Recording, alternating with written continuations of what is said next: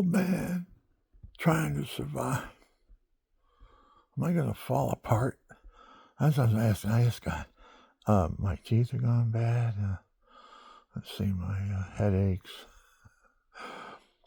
I look like a bum. I got a deviated septum from a busted nose. I was a boxer when I was young. I got my nose broke. I should have never stepped in the ring with the Diamond Belt heavyweight champion of California. I found out why he was the Diamond Belt heavyweight champ of California. He smashed my nose right into my face. Oh, man. I was a middleweight. I was a big-headed middleweight because I was fighting all the heavyweights, man, and they couldn't touch me. This guy was good. Diamond Belt, he was about 6'3", and he weighed about 220 in top shape. He just won the Diamond Belt, too. And I go into the gym, and I'm trying to find this new trainer. My brother's trainer it was. He was going to put me in the movies and all that stuff.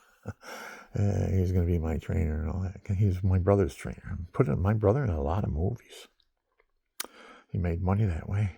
Bit part play. No, they need somebody.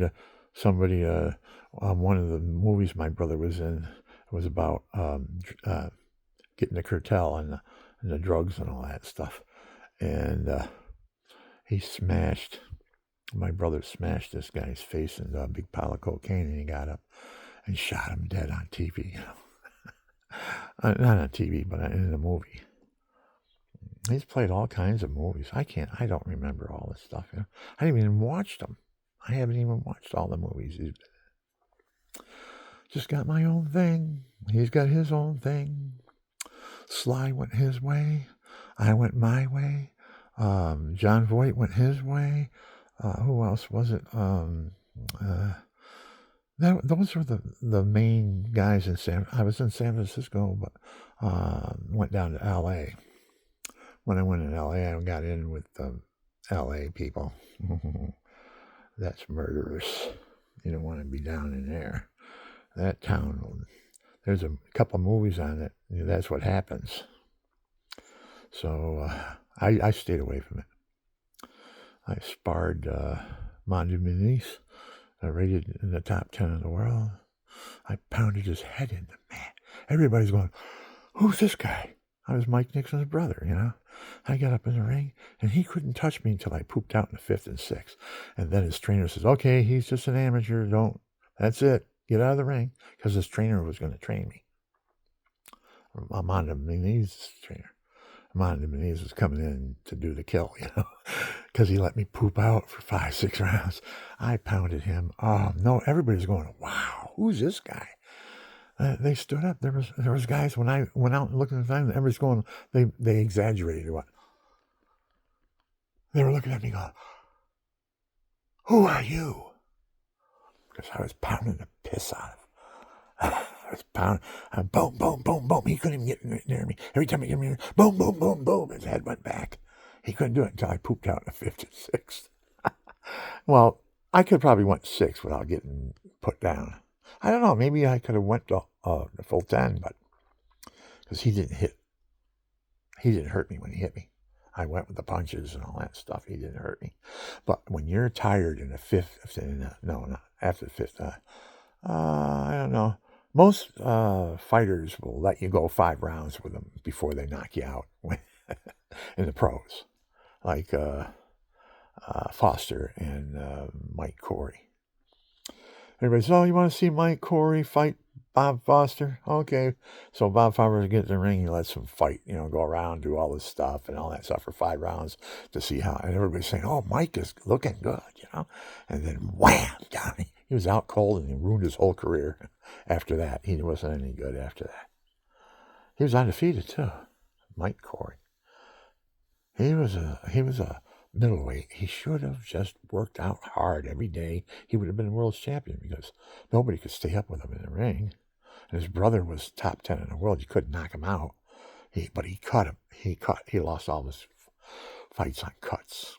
Because you could hit him and he'd just go, come right back after you. You know what he did to me, Jerry Corey? when he first met me. I said, I met him in New York with my brothers, and Mike Corey. Mike Corey called me up and went down there. I had a car and everything, so they didn't have a car. But they were going to rent one, probably. But Jerry could have rent one, But he says, you got a car? And he says, my wife wants to go shopping. Could he use it? Could she use it? And I said, sure. So she went shopping with it. It was a 4-speed van.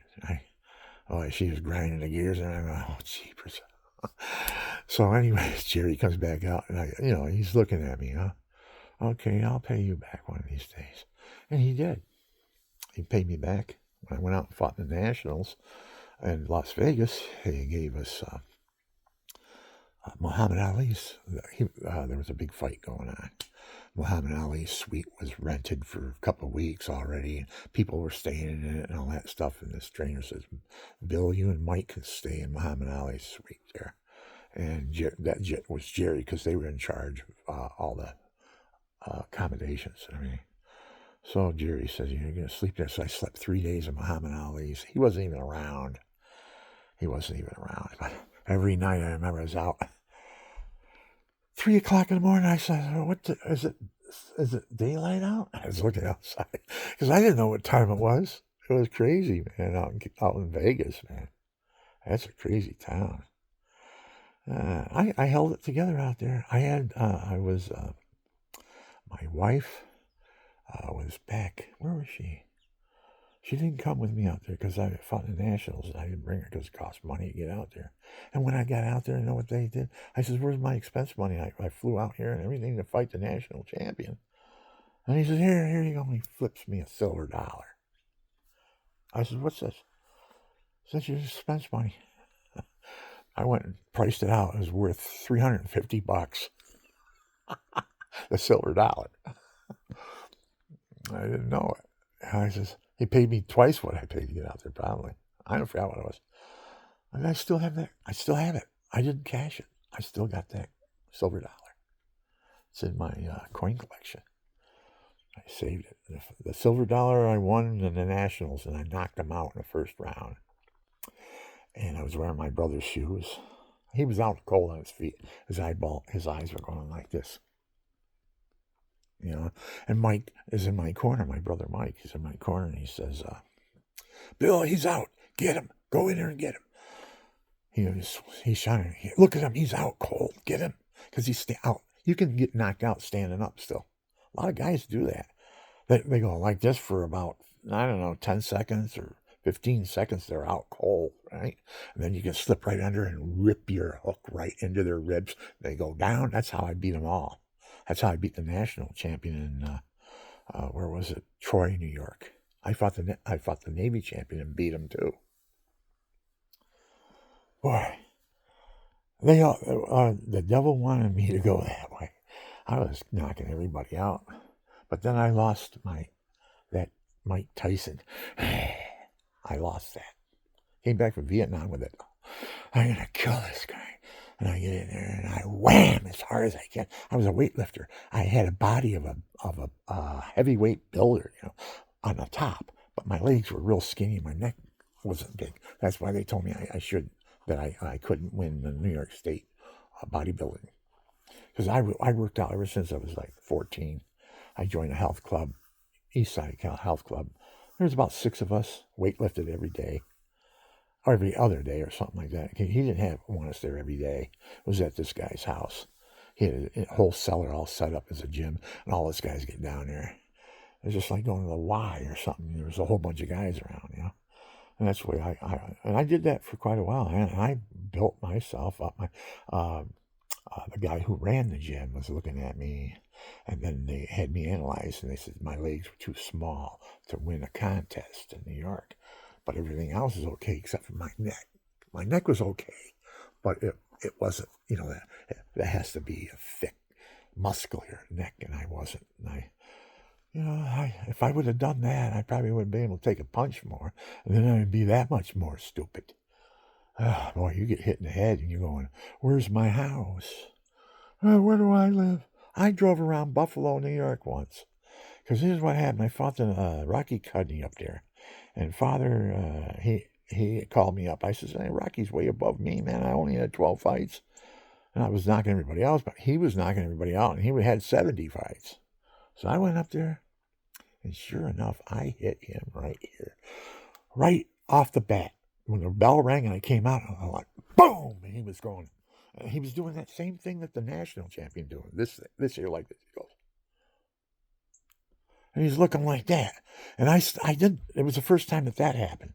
So I stepped back, and I said to the ref, what's the matter with him? Look at his eyes. Is he out? What's going on? I don't want to kill him. Because I could have slipped right under and whack, hit him in his ribs. He would have went down. All his ribs would have been broken because I had a powerful left hook, man. I had a heavyweight left hook to the body, and nobody could stand up to it, you know. My brother was number 1 in the world, and he knocked out the African champion in the 5th round, and they covered it up, stole the video. They ripped him off. My brother should be wealthy right now. He got took. But anyways, that's history.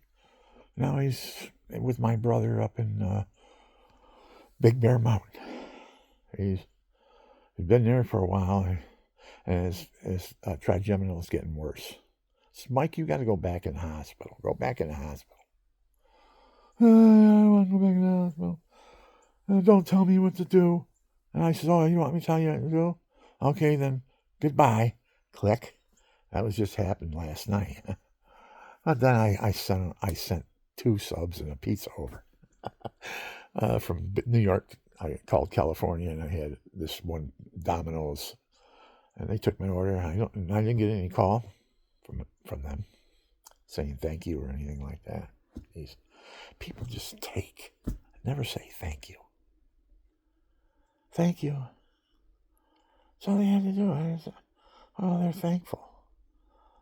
Like you owed it to them or something. Jeez. I don't owe anybody anything. I feel sorry because they did it wrong. I did it right. They did it wrong. I'm sitting here. I got a beautiful home all paid for. I got cars all paid for. Everything's paid for. God is taking care of us, Susan and I. It's all paid for. And I don't want any money. I want to put water wells in Kenya. I'm trying to get contact. I got a Rex AI I'm working with right now. And I talked to him for 7 hours last night. And you know what he said to me? He says, you're the longest person I've talked to so far being who I am. Rex, the Grok, who's it? What's his name? Elon Musk. Elon Musk. Oh, I got an inspiration for Elon Musk. I got this morning. My foot started going boom, boom, boom, boom, boom, boom, boom, boom, boom. Can you hear it? My foot started doing that, right? Elon Musk. Elon Musk do the bust. Elon Musk do the bust. Elon Musk do the bust. Hell, hell, hell. Elon Musk do the bust. Hey, do the bust, Musk. Hell, do the bust. Hell, do the bust. I do the bust. Hell, do the bust. Get them hoodwinkers, throw them in the clinker. Do them and get them hoodwinkers and put them in the clinkers. How Elon Musk, do the bus. Elon Musk, do the bus. Elon Musk, do the bus. Elon Musk,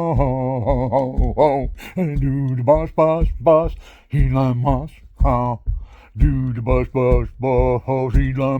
Elon Musk, do the bus. How Elon Musk do the bus. Get them hoodwinkers, Elon, and put them in the clink. Yeah, get them hoodwinkers, trillions, and put them in the clink. Put them in the clink. Put them in the clink. Put them in the clink. Them thieving hoodwinkers. Put them in the clink. Yeah. Elon Musk. Do the bus bus. Let's add some character, man. Let's add some character.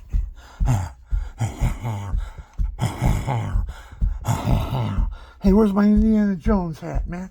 Oh, come on, man. Where's my Indiana Jones hat?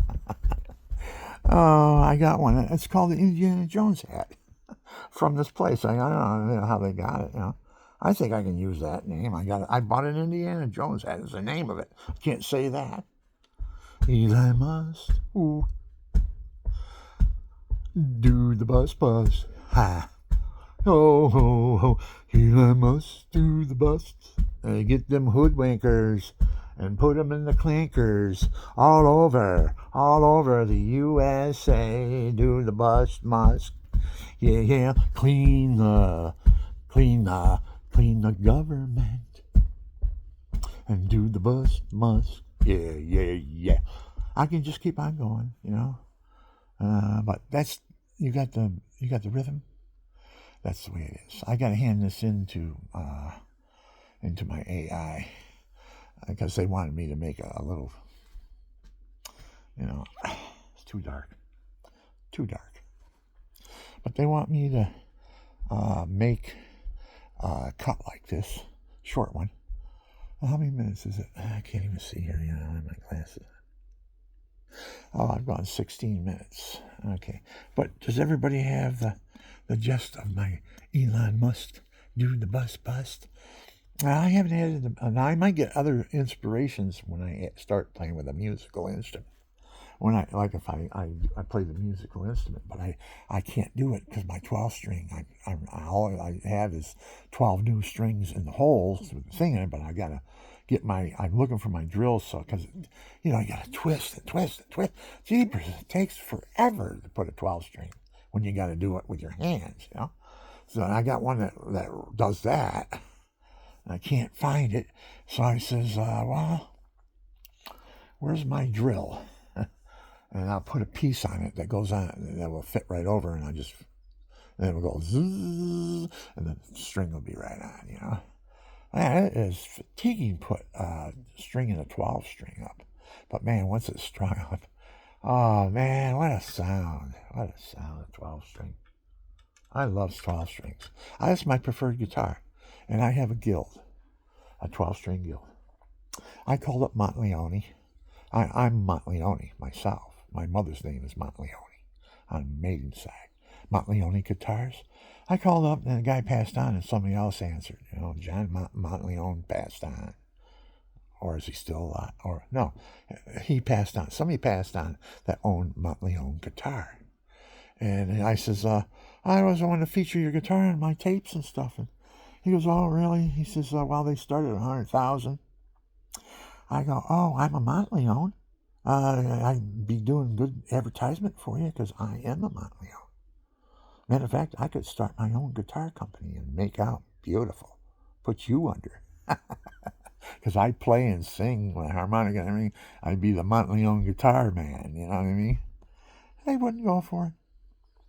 So I hung up on them. They hung up on me. And then I tried, who else did I try? I went to, who was that? Montleone. Oh, then I went to Angelica guitar, and that's what I bought. A 6-string Angelica. Cost me a couple grand, but it's the best guitar I ever owned. Oh man, this thing sings to me. Instead of me singing to it, it sings to me. It's a good guitar. Oh, and I take, what I'm doing is, I got a little trick that I'm doing. I take the G string, the high G, because they have 2 strings in G, and they harmonize each other, and that's how you tune a 12 string, yeah? But I take that high string out on the G string, because that twangs when you're really going. That G string on the high, on the G, the high string, there's 2 strings, and there's a small one and a big one. You take the small one off, because that thing just, every time you hit it, wangs. So you take it off, and all you do is get the lower G now. You don't get that twang. Because you'll notice in some of my songs are going twang, twang. You hear that twang in the background. I mean, it's a good beat. It sounds okay, but I don't like it because I'm the one playing the music, and I don't like the twang. So I said, how are we going to fix that? And then it busted. Bam, like that, just like that. It busted. And I started playing. I could play everything great, but there was no twang anymore. So I says, man, I didn't know that. I discovered it, So I took the G high string off the twang. So I have 11-string guitar. I play the 11-string guitar. I'm the Hallelujah Blues Man, and I play 11 to heaven. 1-on-1. Me and my guitar praising God. Yeah. And I was talking, I wanted Elon Musk to put water wells in Africa, because God is directing me. I'm putting it out there. He'll have a chance. God's not demanding it. He's just asking. And it's all up to Elon, if he wants to do that or not. He's got $855 billion. I mean, probably not cash, but, in wealth. Oh, man, how does a man get to like that when he had nothing? How do you get that? Oh, God bless you or something? Well, he's looking for God, waiting for God to tell him what to do with it. And God told me to tell him to put water wells in the desert and turn the gardens back into Eden. Because their gardens will come up. There's all the water you want. 100 years of water underneath. 1,000 feet down is a big reservoirs. Oh, Africa's waiting to bloom, people. Oh, Africa is waiting for bloom. You put your money in Africa, man. That's where all the minerals, everything's there. Diamonds, everything is there. They have gold mines and diamond mines. They have all the minerals. It's a wealthy country that's never been tapped because it's all been a bunch of native Africans in the bushes with spear guns and blow guns and bows and arrows. And that's how they make their living. They don't have to have money. They go out and whiz whatever they want. They get a monkey that night, bring it back, cut its head off, put it on a stick, burn all the hair off. Oh, that's the most delicate thing. They put the sauce on it. And they wait till they got a shish kebab that's right on sitting on it, sitting like this, and they're rotating it, right? The monkey head, baboon head, they eat that in North Kenya. They eat baboon up there. Because I was talking to a priest that comes from a country that don't eat meat, and he goes, "Who are you helping out in Africa?" I met the priest, I said, I'm helping out people in Kenya. He goes, Kenya? Why are you helping them out in Kenya? They eat meat up there. I said, I eat meat. And he looks at me. He says, come down to my country, help them out there because they don't eat meat down there. So I went and checked them all out. You know who owns their country? The monkeys. They'll grab your wife, pin her up against the wall, feel her up, take all of her groceries when she's walking back. And everybody just, jeepers. I can't believe that the monkeys can do that in a country, because they don't believe, they believe in reincarnation, that when you die you turn into a monkey. Jeepers. Oh, man. So anyways, I get die when I'm pink. I know what I turn into. I'm a pink-skinned ape.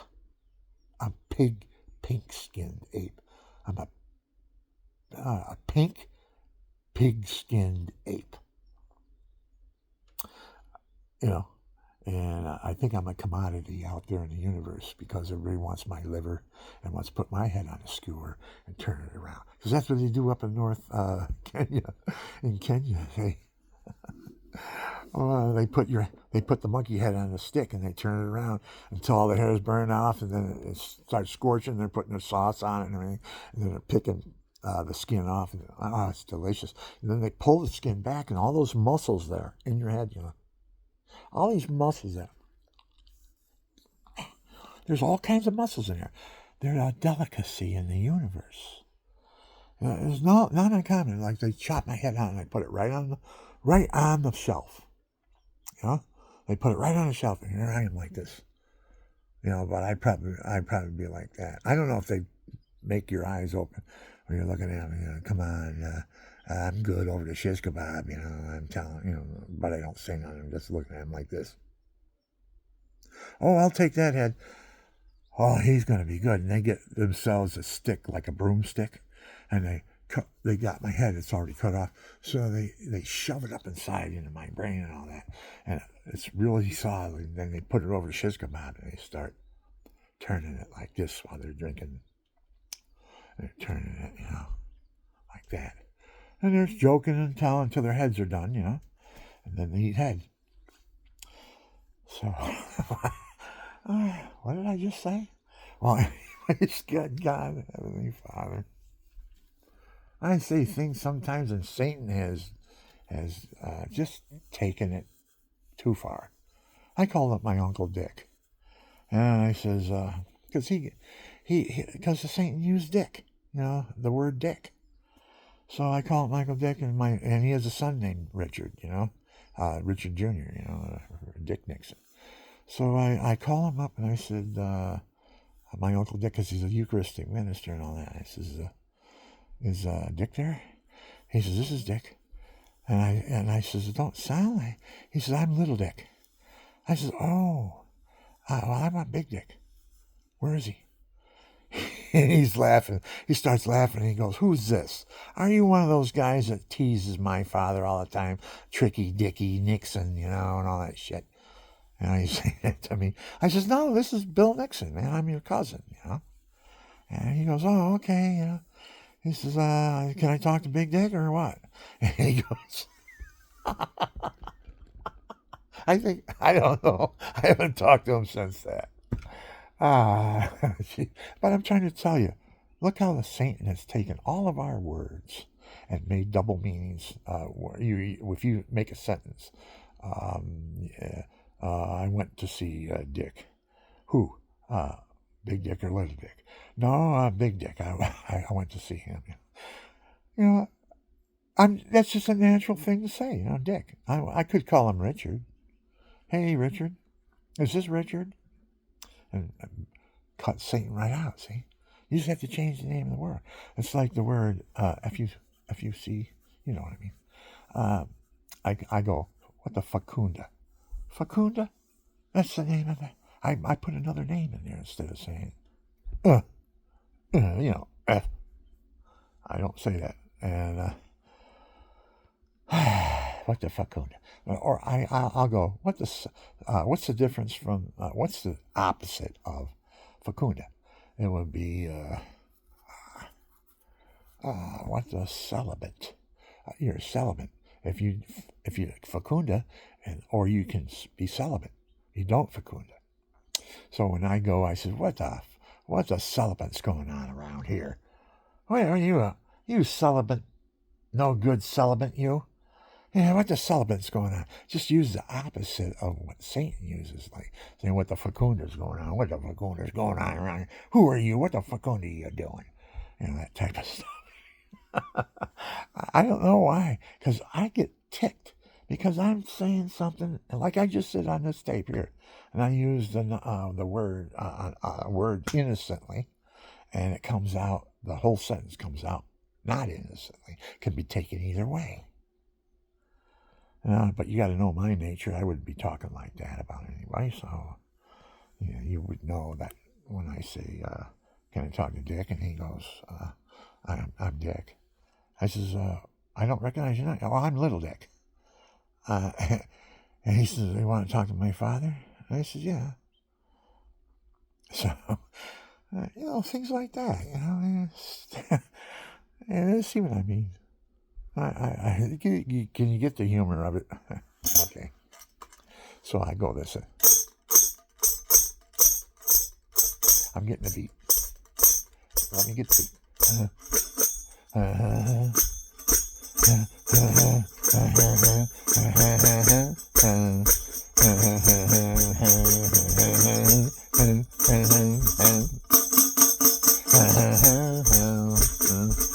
I gotta do the bus musk. Yeah. Gotta do the bus musk. Get them hoodwinkers and put them in the clinkers. Put them hoodwinkers in the clinkers. Musk. You gotta do the bust. Musk. You gotta do the busk. Musk. Do the bus musk. Hell. Hell. Hell. Gotta do the bus musk. Yeah, yeah, yeah. Hell. Ha ha ha ha ha. I get them hoodwinkers and put them in the clinker. I get them hoodwinkers and put them in the clinker. You gotta do the bus musk, musk, musk. You gotta do the bus musk. Yeah. I'm probably making a. If Eli got the beat, I give it to him. He can have it. I just got it. The Holy Spirit's given it to me right now. I never played this song ever before. Oh, God. Oh, jeepers. I'm having a muscle spasm in my neck. Oh, why is this happening? God, oh, jeepers.